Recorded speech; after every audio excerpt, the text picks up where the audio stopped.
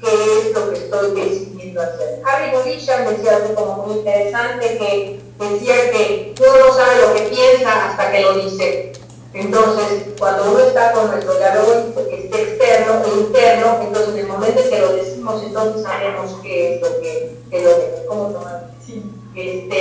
Y tratar de aprender sobre el otro, siempre tratar de saber más, no suponer que sabemos del otro, sino siempre quiero saber más de esa persona y reflexionar y compartir pensamientos interiores, era lo que estábamos hablando. Y esto me hace recordar, Rocío, esto me hace recordar también lo de esta parte de hablar para escuchar y no escuchar para hablar. Es decir, esta diferencia en que en vez de estoy escuchando para que yo pueda formular, nada más para que tú termines y yo te pueda preguntar lo que yo te quiero preguntar, o sea que estoy escuchando simplemente para hablar yo, te voy a escuchar, voy a hablar para poderte seguir escuchando, es decir, que la pregunta que te voy a hacer es una pregunta que tiene que ver con lo que tú me estás diciendo, no pues algo así como que, ya terminaste de responder, que yo quiero otra cosa, y tengo una pregunta que no tiene ninguna conexión con lo que tú hiciste en investigación. Esto es bien interesante cuando planteamos las entrevistas, porque la mayoría de nosotros vamos ya como un cuestionario, una entrevista completamente estructurada. Entonces, ¿para qué le vas a preguntar si tú ya eres el experto? ¿No? Y es una de las cosas que le da, siento, un poco más de trabajo a los estudiantes. Hablar para escuchar. Claro.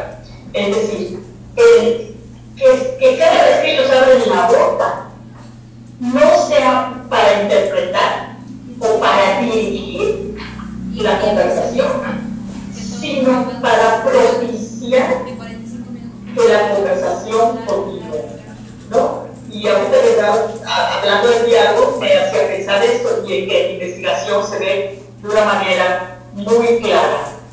Ahora, ¿qué es lo que sucede, o sea, precisamente con lo de los consultantes, cuando vienen y le dicen que si esperan a ellos que les digan, ahora tienes que hacer esto, ahora tienes que hacer esto? Sí, hay gente que te dice, en efecto, César, te dice, bueno, a ver, Rocío, yo quiero que me digas qué tengo que hacer. Y te voy a dar un ejemplo que me encanta, que tiene que ver con que mucho tiempo estuve trabajando en cuestiones de violencia. Y entonces una señora pues llegó por segunda vez ya golpeada del hospital, y entonces me dice, Rocío, pero ¿qué te pasó, mujer, otra vez? Y llegó del hospital y entonces me dice, bueno, ¿qué te pasó? Pues otra vez, pero dime ahora sí qué es lo que yo tengo que hacer, porque ahora sí te voy a hacer caso y voy a hacer lo que tú me dices. Entonces yo empecé a decirle, bueno, vamos a platicar un poco para saber qué es lo que puedo. No, dime qué tengo que hacer y yo voy a hacer eso para así solucionar esta situación. Bueno, si realmente vas a hacer lo que yo te diga, muy bien. Me la agarré, levanté y agarré mi bolsa y le dije, agarra tu bolsa porque en este momento vamos a ir a la policía y vamos a recurrir a tu marido en la cárcel. No, Rocío, pero ¿cómo es posible? Bueno, me di preguntante que es lo que yo haría o que yo te dijera, te estoy diciendo que hagamos esto. Me dijo, no. Y creo que aquí fue una enseñanza doble, porque por otro lado me dijo, Rocío, si yo lo metiera a la cárcel, ¿tú te vas a llevar a mis 6 hijos a tu casa? Pues no. Pero entonces, ni ella iba a hacer lo que yo le dijera, ni tampoco ella, o sea, yo iba a poder hacerme cargo de su familia si hacía algo que ella no podía hacer. Entonces, esto es parte de, precisamente, bueno, ok, ahora sí siéntate y empezamos a conversar. Esta mujer, después de 2 años, se pudo salir de su casa y todo otra cosa, pero fue por todo un proceso en donde ella fue construyendo las posibilidades para su vida. Este es un ejemplo muy burdo si quieren, pero es una manera en la que creo que podemos responder. Otra de las posibilidades es que, ¿qué decíamos? Sí, un ejemplo. Estaba recordando yo del término que también nos dio a conocer el año pasado, el de sustentabilidad relacional.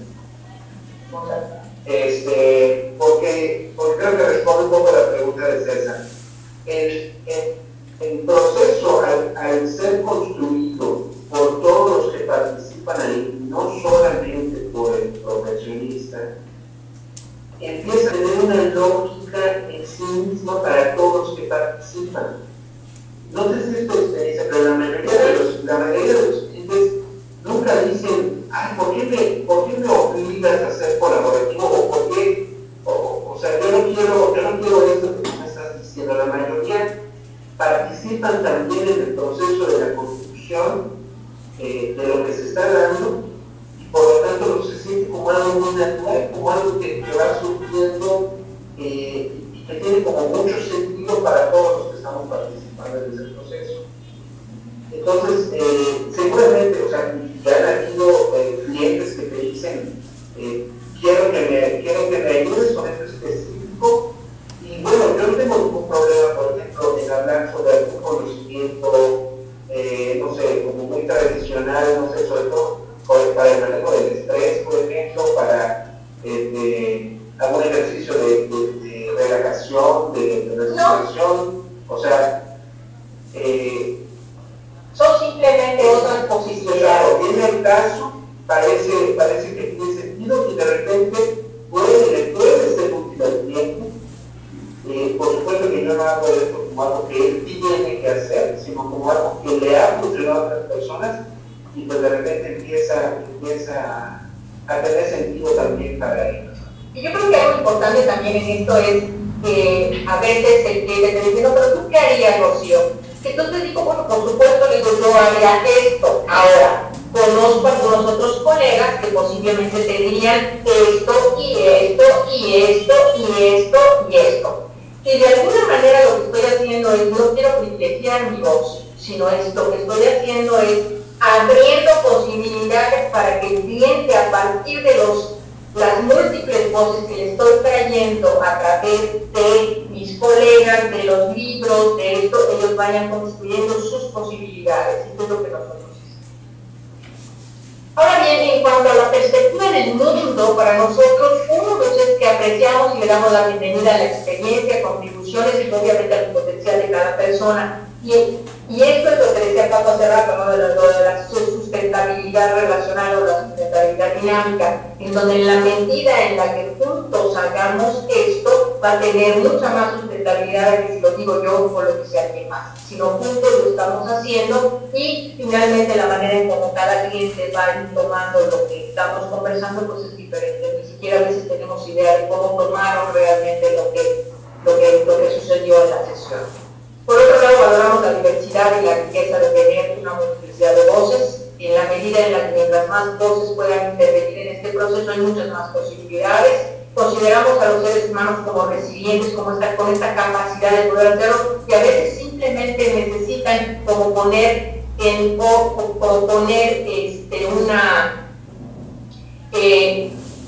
simplemente como invitar esta voz a que esté presente. Entonces siempre tratamos de hacer esto, animamos la capacidad de la esperanza, de que las cosas pueden ser diferentes en la medida en la que vayamos trabajando, y apreciamos la importancia de la comunidad, del sentido de pertenencia y de ser dueños totalmente de nuestras vidas.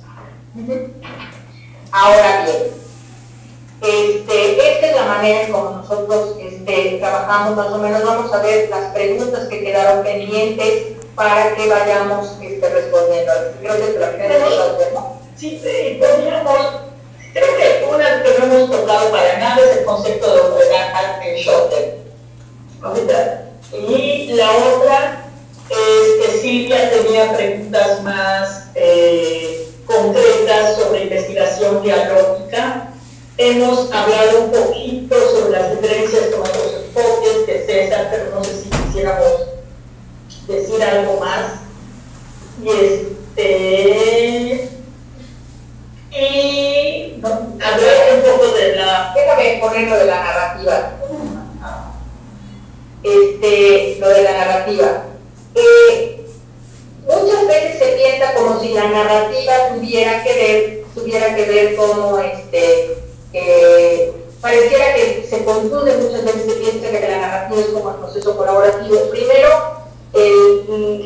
la postura que la informa es totalmente diferente. En la parte de la narrativa la informa el postestructuralismo, en la parte de lo colaborativo lo informa posmodernidad y el socioconstruccionismo. Por lo tanto, desde ahí hay cosas que son diferentes. Por el otro lado, es todavía muy directivo el proceso en la conversación con el cliente, y por el otro lado, las cuestiones de poder están como muy presentes, y muy presentes en donde es uno de los temas principales. De hecho, fue parte de Foucault, de Derrida y de Deleuze, ¿sí? Parte de estos tres para poder construir la narrativa, y no es que dentro de lo colaborativo no se tome en cuenta, pero simplemente son voces que son útiles en algunos momentos en el trabajo que nosotros hacemos. Ahí es donde está la diferencia, y sobre todo en el proceso de la terapia, bueno, las preguntas creo que son muy claras dentro de la narrativa, porque incluso hay preguntas de tiempo, de arquitectura, política, del espacio, y cómo va haciendo. Lo primero que tenemos que hacer es encontrar la pregunta, una pregunta donde encontramos la excepción, donde después de ahí la ampliamos, donde después de ahí la ensanchamos, donde le construimos la postura dominante y la historia dominante, y reconstruimos una postura y reconstruimos una historia que vaya a ser alternativa, ¿no? Entonces, ahorita no te contestamos esta parte, César. ¿Cuál es la diferencia entre postestructuralismo y posmodernidad? El postestructuralismo es una de los fundamentos de la posmodernidad. Sin embargo, hay posmodernidades que están o que no coinciden del todo con el postestructuralismo. Entonces, hablar de posmodernidad es como de hablar, decía Rocío, de una gran sombrilla debajo de la cual hay un montón de cosas, y unas a veces son contradictorias de las otras, y hablar de postestructuralismo es estar hablando de algo mucho más específico. Una cosa importante del postestructuralismo, añadiendo lo que Rocío dijo, y que de alguna manera Michael Puente ha continuado, es esta responsabilidad de los intelectuales sobre los discursos marginales, ¿no? Y las personas que son marginadas por el discurso, que para Foucault y para White también era pues muy importante asumir una postura a favor de estas personas que han sido marginadas en estos procesos discursivos, ¿no? de grandes narrativas. Sin embargo, el postestructuralismo, creo yo, que esta cosa del ser experto continúa. Sí, porque el postestructuralismo, precisamente somos responsables porque nos damos cuenta de cosas que otros no se dan cuenta. Es decir, somos superiores. Es decir, no es que yo sea superior o inferior, pero asumo que yo miro cosas que tú no estás mirando ni te estás dando cuenta. Yo me doy cuenta de esta relación de poder que existe entre tú y tu pareja, y tú no te estás dando cuenta de ella. Y te la tengo que hacer. Y entonces te la tengo que hacer ver. Y a nivel social es lo mismo, ¿no? Es decir, el postestructuralismo plantea que hay comunidades que han sido marginalizadas al punto de haber perdido su voz. Entonces yo, consciente de que tú como comunidad has perdido tu voz, establezco o promuevo una serie de procesos para que recobres tu voz. Pero yo sé cómo, por dónde tienes que caminar para poder recobrar tu voz. Que es la postura postestructuralista, que es muy difundida no solo en América Latina, creo que en todo el tercer mundo. Y Eduard Said es uno de los papás del postestructuralismo social, desde esa visión, ¿no? Y entonces que creo que sería, y el posmodernismo creo que a mí me gusta más pensarlo, más como un momento histórico, como lo que tú siempre dices, Pablo, como un lugar, y lo relaciono con lo que decía Agustín, que el posmodernismo existe desde los griegos. Es decir, en el momento en que me planto en ese dintel, en esa y miro y establezco una crítica, pero en el momento que no soy capaz de criticarme a mí mismo, pierdo el ser posmoderno.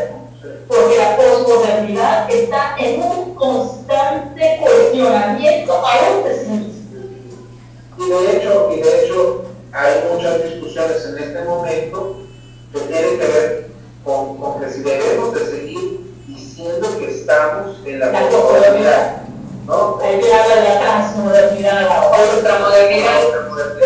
Y Rocío decía, cuando puso los puntos sobre la perspectiva del mundo, pues esa perspectiva del mundo no coincide tanto con la posmodernidad, coincide con algo más. Pero eso es algo que ojalá podamos seguir discutiendo. Más adelante.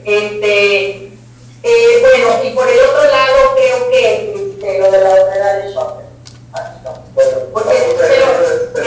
Porque lo más que Pablo está escribiendo su tesis de doctorado precisamente sobre algunas cosas que están relacionadas con esto, y entonces por eso le estoy volteando a ver para decirle, de tu rol pecho un poco habla la cita acerca de la otredad de Schopenhauer.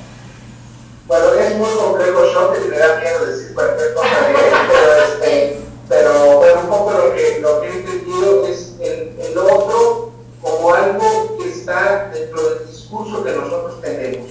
Se vuelve parte de nosotros mismos. Yo sigo las preguntas, no te preguntas, tú dale.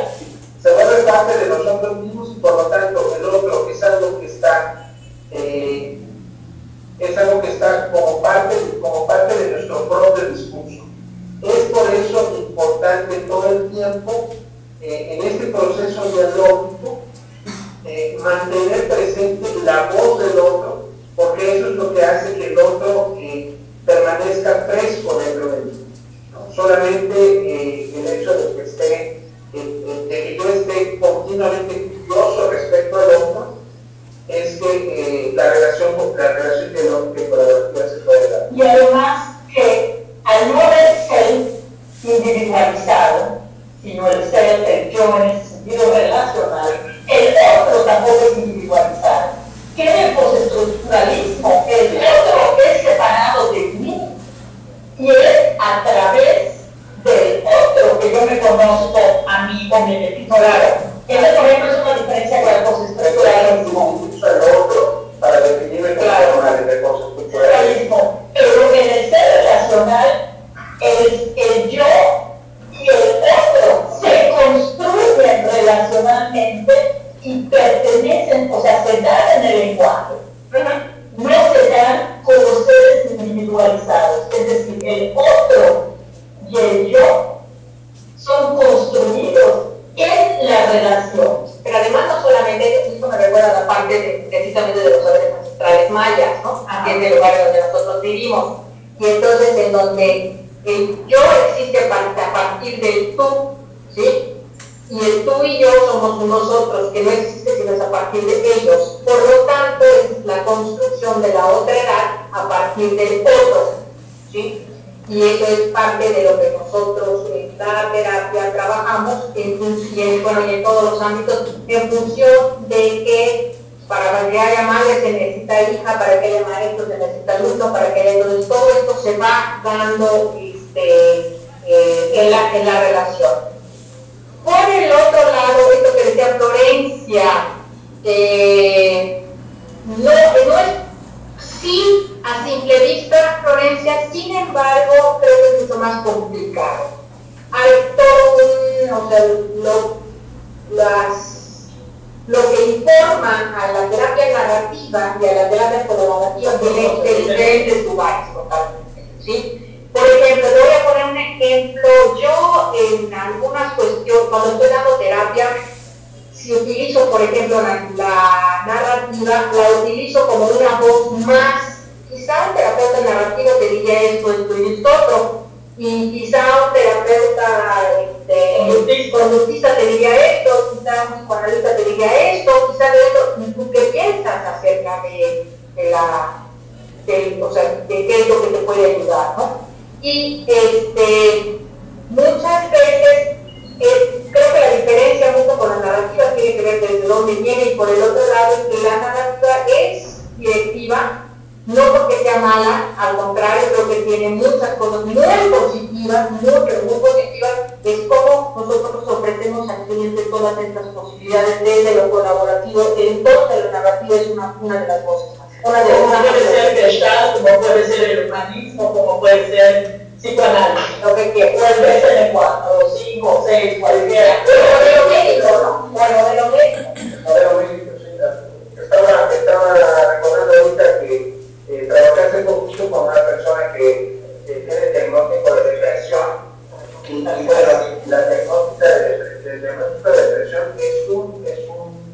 es una visión más que es potencialmente útil. Yo repito con esta persona respecto a qué es lo que quería hacer con esto de la depresión. Yo le comenté que oficialmente, o de la manera más tradicional, la depresión se trata con un fármaco, con una terapia cognitivo-conductual. Entonces, juntos decidimos qué es lo que esta persona quería hacer. Si quería tener un tratamiento farmacológico para poner en contacto con los psiquiatras con los que yo trabajo, si quería trabajar con una terapeuta cognitivo-conductual para poner en contacto también con una, o quería que trabajáramos juntos. Entonces, creo que eso también es un ejemplo de cómo se decide, cómo vamos decidiendo juntos lo que se hace.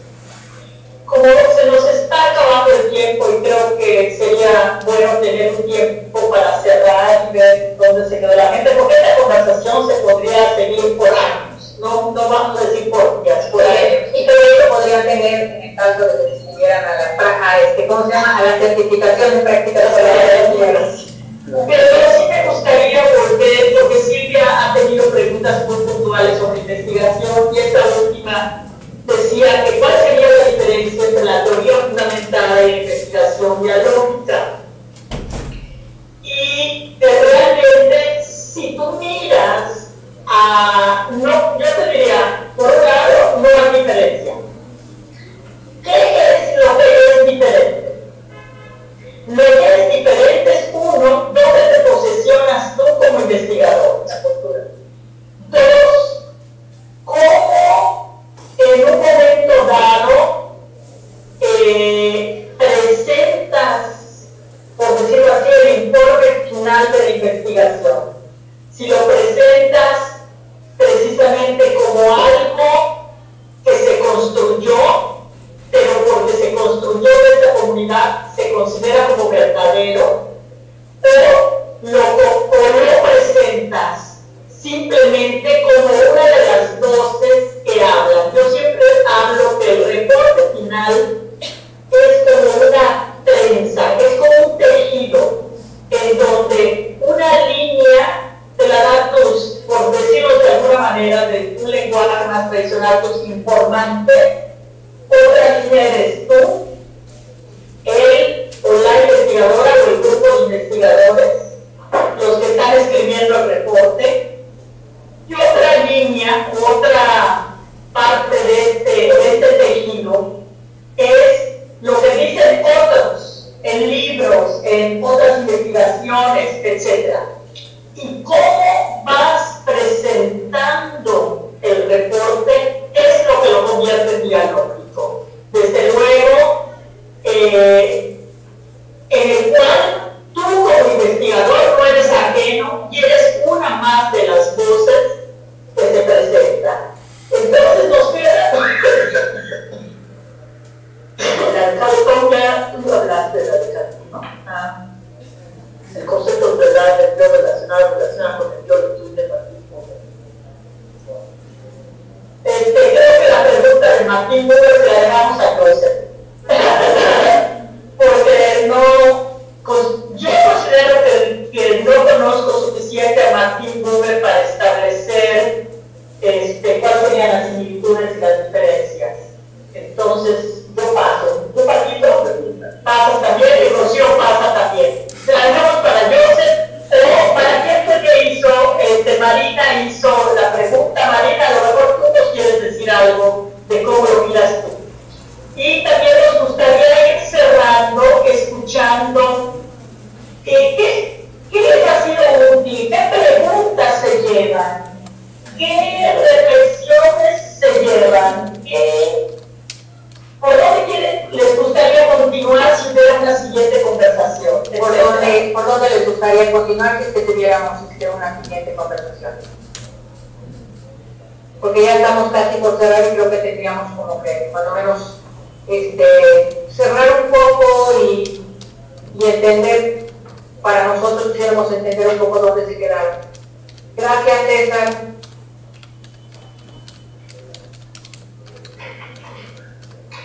Creo que una de las cosas importantes, yo quería nada más mencionar esto, ¿no? Esto de hacer prácticas colaborativas, y me refiero en el accionar las prácticas colaborativas, una experiencia, cuando menos que yo he tenido, es que necesitamos verlas, porque de esa manera podemos después ir construyendo la teoría, porque el verlas nos hace como es una postura filosófica, cómo se plasma en el hacer, ¿no?